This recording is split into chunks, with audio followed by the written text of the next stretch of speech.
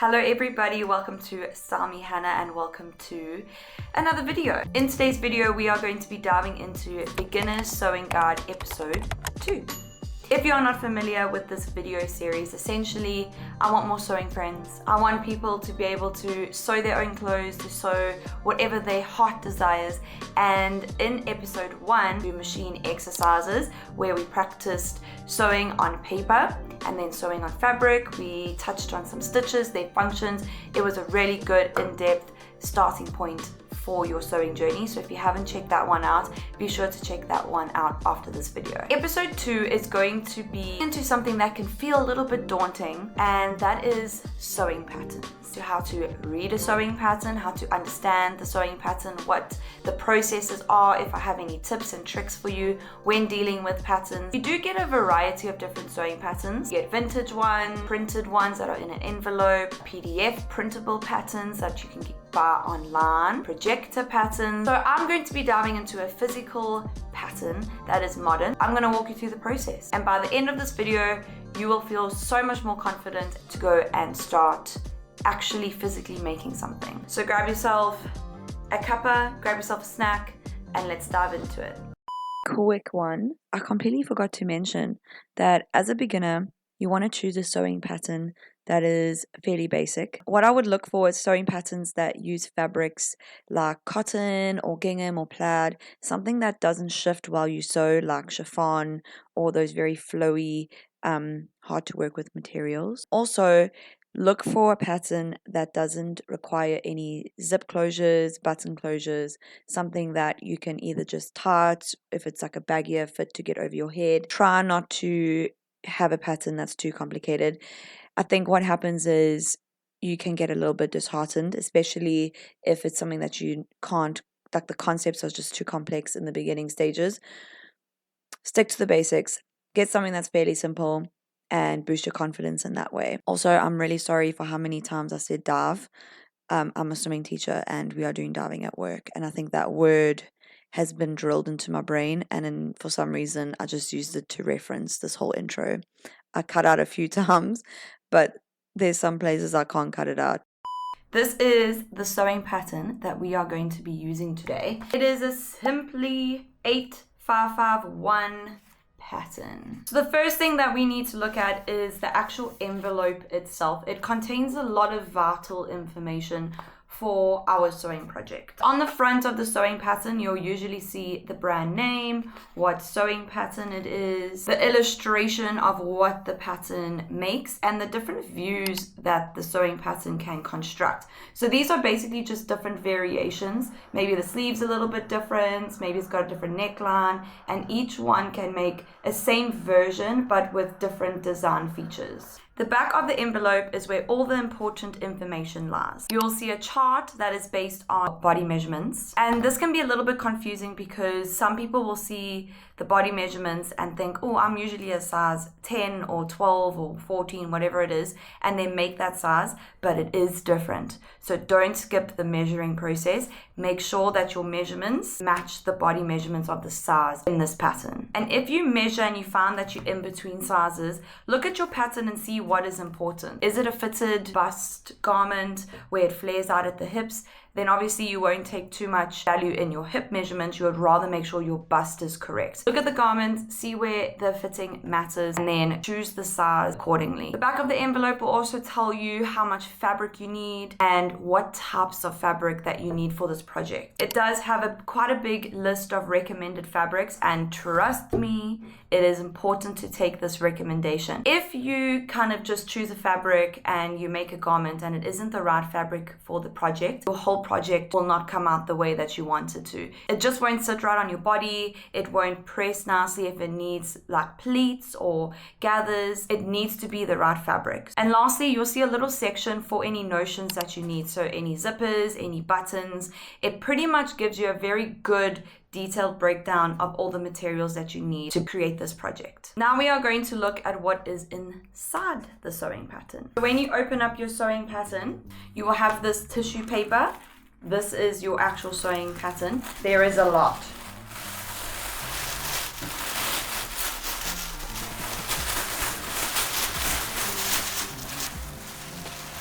So these are your pattern pieces.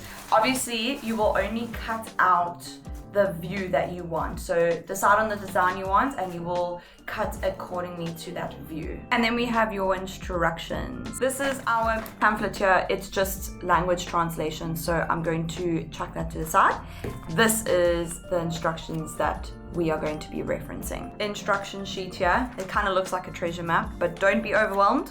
Let's break it down together. So the instructions usually start off with line drawings of the different views that you can get in the dresses. Essentially, that's just showing you all the different designs that this pattern can make. And over here, it will show you the different pattern pieces that are needed for each view, just so you can keep track of the pattern pieces that you need and that you have the right pieces to make your garment. At the bottom, we have cutting layout. Cutting layouts are essentially just different ways that you can place your sewing patterns on your fabric. We then have general sewing directions over here, and essentially it tells us the symbols that may be on the pattern pieces. It tells you what each symbol means. It tells you how to adjust your pattern if needed. It gives you different types of cutting tips and tricks just to make sure that you are cutting it accurately, and it does really give a nice detailed breakdown of any quick directions that you may need before you start sewing. Let's break down some very confusing symbols if you have never seen them before, but you'll be seeing a lot when you sew with sewing patterns. You will see a grain line arrow on your pattern piece, and this will essentially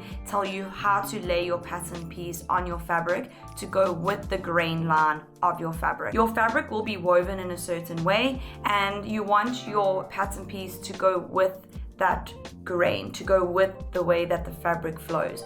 Otherwise, if you don't, you might find that your pattern pieces fall funny on your body, or they might stretch in an odd way. So you always want to lay your pattern pieces with the grain of your fabric. And then we have notches. So notches are little triangles or lines that help you to line up your pattern pieces. So for example, if you have a back bodice and a front bodice and you want to put them together later on, those little notches will connect, and therefore you know that your pattern pieces are in the right place. Circles or dots indicate that it is either the start or end of something important. So either a dot, gathering, stitches. It just indicates where you need to sew. You will see a cutting line, and a cutting line is basically a solid line marking out your pattern piece, and they are all stacked on top of each other. So I'm going to give you a little tip on how to cut out your size correctly in a second, but those solid lines is basically your cutting line. You will also see lengthen or shortening lines, and essentially they look like a big parallel line across your pattern piece.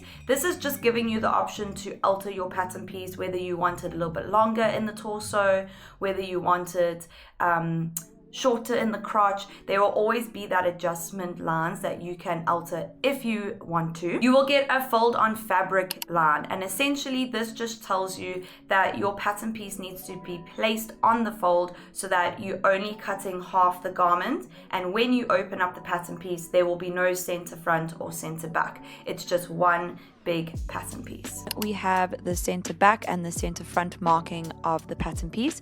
Essentially, the center front is the vertical line running down the middle of the front of the garment from neckline to hem, and the center back is the vertical line running down the middle of the back of a garment from neckline to hem. Both are key reference points when using drafting, fitting, construction. Another very important thing to double check is how much seam allowance you are allowed in your sewing pattern. This pattern piece, for example, has 1.5 seam allowance. So when I put my pattern pieces on my sewing machine, I am going to mark 1.5 centimeters away from the edge of the pattern piece, and that is where I will sew. Different pattern pieces require different seam allowances, so it is very important to check what seam allowance you are given, just because it can alter the fit, it can alter how your pattern pieces lie up, so just double check your seam allowance. I'm not going to be making the garment in this video, I'm just going to explain how to set up the pattern pieces and whatnot. So if you're interested in seeing how I make it, it will probably be in a sewing diaries video, so keep your eye out for that. Fabric choice. The fabric recommendations were cotton, ginghams, fabrics that can be pressed really nicely, that flow, haven't got a super heavy drape to them. And so I've gone with this blue gingham, and I've had this in my stash for a while. and I've never really found a purpose for it, but I think this dress is going to fulfill that need for me. So when choosing a fabric, I know it can be quite daunting making sure you have the right fabric. If you do go to fabric shops, they do accommodate you quite nicely and they will help you pick the right fabric for your project. I would just take either a photo of the fabrics that you need from your pattern envelope and take it to them, and they will give you the exact fabric that you need. But if you're just going to maybe a thrift store and you want to try and find the fabric, look at what you are making. I don't want something that's super bulky, super heavy. It looks like a very soft, flowy dress. Hold up your fabric and kind of see how it sits on your body. But I know that this gingham is right because it's light enough that it has some movement. It's not super stiff. I know that this is going to be able to press nicely. It's not a super plasticky polyester fabric that can't be ironed nicely. Make sure you have the right amount of fabric. It is all on the back of the envelope how much fabric you would need. Rather get too much fabric than too little. I always get an extra meter or so just to make sure. Before we can cut out into our fabric, we do have some steps that are required. Now this is an important one that I must be honest, I never do. One day it's gonna bite me in the bum, but I promise you, I've never had an issue before. But take it with a pinch of salt because things can happen if these steps are not followed. Okay, everyone recommends that you pre-wash your fabric. Some fabrics come pre-washed already if you buy it from a fabric shop and they state that, but 8 out of 10 times they haven't pre-washed the fabric. The reason why they say wash your fabric before you start sewing is because sometimes fabrics shrink, and if you have spent so much time making this garment and you put it in the wash and it comes out 3 sizes too small, you can't wear it. It's obviously devastating. Chuck this whole thing in the wash, give it a wash, get rid of all the excess dirt and bacteria. That will give you peace of mind that your piece will not shrink in the wash afterwards. Like I say, I've never done it, I've never had an issue, but I'm sure that day will come when I do.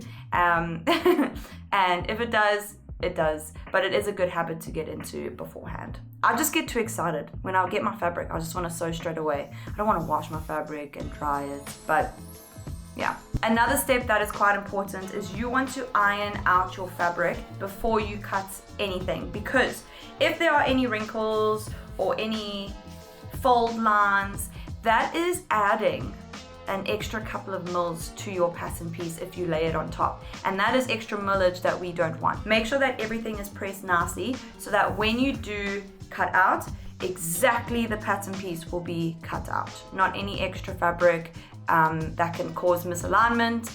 We don't want that. We don't want any headaches later on. And on that as well, if your tissue paper is crinkled and wrinkled and have fold lines kind of like this one has now, you can iron this as well on a very low heat. You don't want to put your iron on super hot, it will burn a hole through that. But essentially, it's the same thing.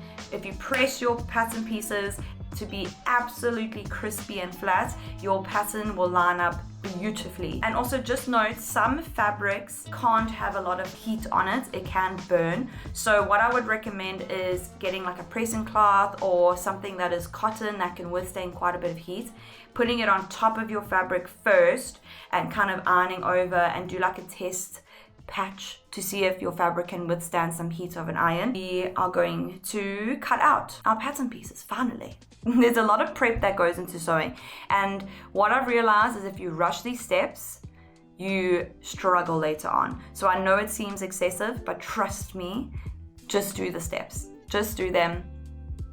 It will be much easier. I have decided I'm going to do view C without any high neck or any crisscross detail. It's just going to be the plain tunic like that. I have all the bodice pieces here on my instruction manual that I need for my dress, so I'm just going to highlight all the different pieces. Wherever it says view C, I'm going to highlight, and that's just going to make sure that I have all the different pattern pieces. So these are all the pattern pieces that come in the sewing pattern, and I've just marked wherever there was a C, and now I'm going to cut out only those patterns. So these are our cutting lines, and I know there's lots of different numbers everywhere. There's some circles here, but when you mark out your size, you want to follow the cutting line. So there's my 10 over there, so I'm going to highlight all the way around here, just so, especially when we get here, I'm not going to make any mistakes when cutting out. See, there's a lot of different lines here. There's a lot of different pattern pieces. It can get very confusing. So just by highlighting, you know that you are cutting out the right pieces on your size, and everything will be nice and organized.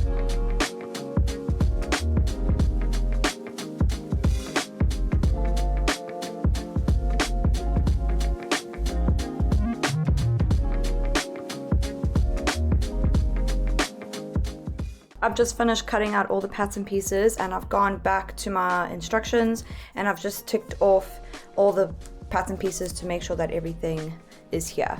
But it is quite crinkled, so I do need to go and give it a quick press just to make sure everything's nice and neat and straight.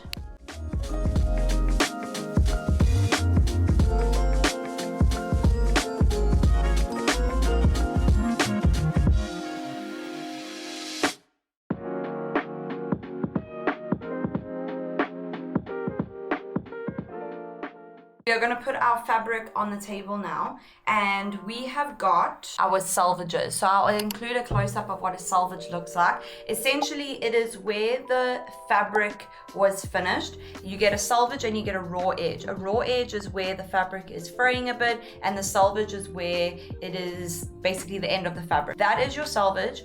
We want our selvages to be put together. We have a selvage on this side and we have a selvage on this side. We're going to put our selvages together and fold our fabric in half. So this is if you have fabric pieces that need to be cut on the fold. You are going to do that. You're going to put your selvage pieces together, and now you have your fabric folded in half. This is the fold.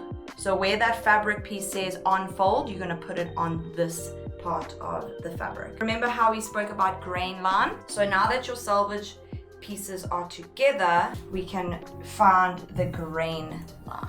We've got selvages together on this side, and we have the fold on this side. Now remember, we need to follow those markings on our pattern pieces, because it's going to tell us if something needs to be on the fold, if you only need to cut one or two of those pattern pieces. I'm going to follow the cutting layout on my instructions, and we'll walk it through together. So the next step is to put pattern piece 11, which is the skirt back, and it's telling me that it needs to go on the fold. So I've got my fold markings on my pattern piece. I pop that on the fold to make sure that it's lined up, and then I pin that down. If we have a look at this pattern piece, it has the fold markings over here, and this is where the folded fabric is. So I know that my fold needs to be right up against that line there.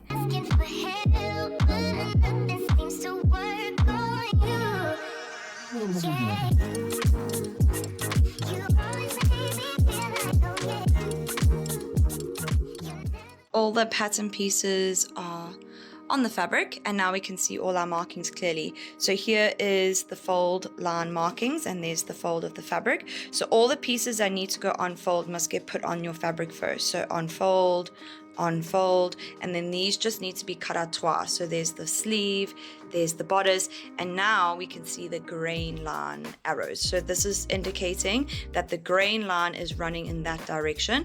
So all the pattern pieces have the grain line marking running straight parallel to the selvages. We can also see all the little markings. So here's notches.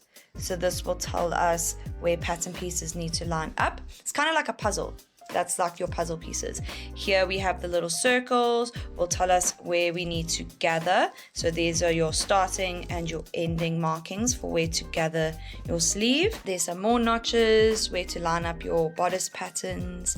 And then we also have circles again, and that tells us where to make our dart. So you start your stitch line there, you end there, and then you end there. So that just kind of tells us the space we need to sew in. It is quite important that you mark all the markings out on your pattern piece, and I tend to use a water erasable marker. You can buy these at your sewing shop. I've got two different kinds, and essentially what you want to do is you go to where your size is, and I just kind of make a circle until it goes through on the other side of the fabric, like so. And all you got to do to remove it is just take some water and it comes off. You get different kinds. You get heat erasable, but I really do like the water erasable ones. And if you have notches like this, I'll just cut out the triangles and then I go in and I make a triangle on my fabric just so I can distinguish between circles and triangles. If not, and you have different color pens, that would also be a good indicator. Just don't forget which color represents which markings. It might take a while to kind of play around with the layout and make sure that the pattern pieces fit on your fabric. So I didn't follow it exactly just because certain things needed to go other places just so other pattern pieces can fit. And that's okay. It's okay to go off script a little bit and make sure that everything works for you. The main thing is just make sure that all the pieces that need to be on fold are on the fold first, and then you can kind of plot where all the other pattern pieces can go. So once you're happy with the layout, it is time to cut your pattern pieces. Just another tip, you use craft scissors to cut out your paper pattern. And when you are ready to cut out your fabric, you can use either sharp fabric scissors or a rotary cutter. You do not want to use your fabric scissors to cut out your paper. It will blunt your fabric scissors. You can use a rotary cutter to cut out your paper pattern. It just will blunt your blade a little bit quicker, but I've done it before and there's not really an issue. We need to cut as accurately as possible, so really take your time, make sure everything is pinned down nicely or weighted down nicely, and take your time cutting out every piece perfectly. It's going to affect the fit, it's going to affect how your notches line up, and if you do it super fast, just not really paying attention to your cutting lines, it's gonna give you a headache later on. And that's pretty much it, guys. That is how you read a sewing pattern and set everything up ready to go to start sewing. The sewing instructions that will come in your envelope are really good. Follow them, read them, get familiar with them, and if you aren't sure of what they are asking you to do or a term that they've mentioned, Google it, ChatGPT it, YouTube it. All the information is out there. Rather figure it out first before you just go ahead and do it. Get familiar with what you are doing and make sure that you have the confidence to move forward. Thank you so much for spending this time with me, everybody, and I hope you enjoyed the Beginner Sewing Guide episode 2.